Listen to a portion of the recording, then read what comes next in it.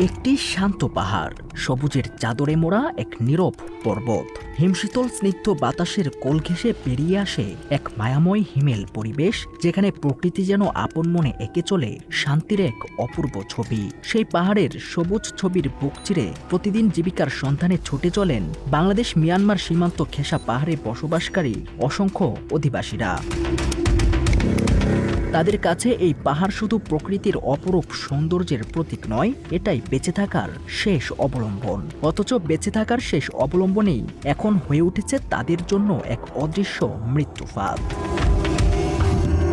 Bangladesh Myanmar সীমান্ত ঘেঁষা বান্দরবনের নাইখংছড়ির খুমথুম ইউনিয়ন অংকেমং তংচংগে চেপোচিং চাকমা ও চিংকং চাকমা নামের তিন বন্ধু এই এলাকারই বাসিন্দা।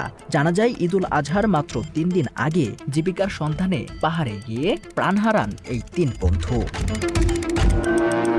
স্থানীয়দের ভাষ্যমতে বাংলাদেশ মিয়ানমার সীমান্তের পাহাড়ে থাকা তাদের কলাবাগান ও ক্ষেত খামারে প্রতিদিনের মতোই জীবিকার সন্ধানে পা রাখেন তারা, কিন্তু প্রকৃতির সেই শান্ত সকাল মুহূর্তেই পরিণত হয় মৃত্যুর বিভীষিকায়। চিংকং চাকমার পায়ে বিস্ফোরিত হয় একটি মাইন, মুহূর্তেই উড়ে যায় তার একটি পা, দগ্ধ হয় 2 হাত। বন্ধুকে বাঁচাতে ছুটে যান অংকেমং ও চেপোচিং, কিন্তু ভাগ্যের নির্মম পরিহাস, বন্ধুর আর্তনাদে ছুটে গিয়ে তারাও নিজেরা পা রাখেন মৃত্যুর ফাঁদে। মুহূর্তেই পরপর আরও 2টি মাইনের বিস্ফোরণের শব্দে নিস্তব্ধ হয়ে যায় পাহাড়ের শান্ত প্রকৃতি। মাইনের বিস্ফোরণে ছিন্ন ভিন্ন হয়ে যায় অপর 2 বন্ধুর শরীরের এক একটি অংশ, মুহূর্তেই নিভে যায় 3টি প্রাণ। এটা হচ্ছে আমাদের খুব দুর্গম এলাকা।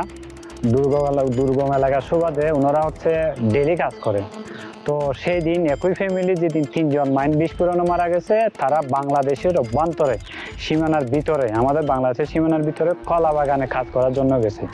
তিনি পরিবার যেহেতু অসহায় গরিব, তখন ওনারা হচ্ছে ওখানে কাজ করে কিছু টাকা পায়, টাকা এগুলা নিয়ে এখানে বউ বাচ্চাদের খাওয়াই এই উদ্দেশ্যে তারা গেছে। যাওয়ার পরে ভাগ্য খারাপ, ওনারা একই পরিবারের 3 জন মাইন বিস্ফোরণে মারা গেছে। এদিকে একমাত্র উপার্জনক্ষম স্বামী চেপোচিং চাকমাকে হারিয়ে বাস্তবতার সবচেয়ে কঠিন মুহূর্তের দ্বার প্রান্তে দাঁড়িয়ে স্ত্রী দুক্কুমালা চাকমা। তিনি জানান 3 সন্তানকে নিয়ে অভাব, অনটন আর এক অনিশ্চিত ভবিষ্যৎ নিয়ে কাটছে তাদের দিন। মানে একবার বান্ধা বানা কলসা আর একবার বড় ছিল স্কুলের মধ্যে হরার মানে ইয়া বা মরি গেলে তিয়া বেচার দিন নহারি তিয়া বাবা করে দিয়ে একই বাস্তবতা বিরাজ করছে অংকেমং তংচংগের পরিবারেও।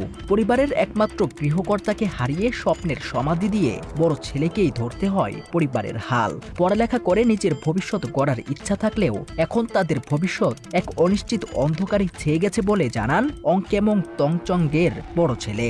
ঘরের অবস্থাও নাজুক, ঝড় বৃষ্টিতে ভেঙে পড়া ঘরের চাল চুয়ে পানি পড়ে বলেও জানা যায় তার কাছ থেকে। মারা গেছে, আমরা এখন প্রচুর অভাব পড়ে গেছি, টাকা কেউ দিচ্ছে না আমাদেরকে, সরকার থেকে সাহায্য করতে হবে।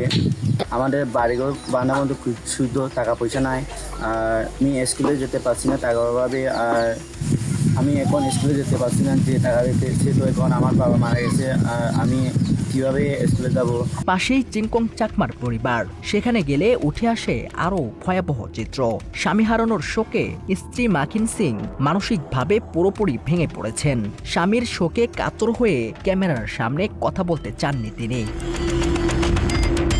স্থানীয় বেসরকারি বিদ্যালয়ের শিক্ষক জসিমউদ্দিনের ভাষ্য, নিহত পরিবারগুলো চরম কষ্টে দিন কাটাচ্ছে, তাদের পাশে দাঁড়ানো এখন সময়ের দাবি। এদের যে আর্থিক অবস্থা এত খারাপ, এখন ওনাদের পড়ালেখা শেষ হয়ে যাচ্ছে, জ্বরে পড়ে গেছে। আর ছোট ছোট বাচ্চা আছে, 3 ফ্যামিলিতে মনে হয় 4টা-5টা।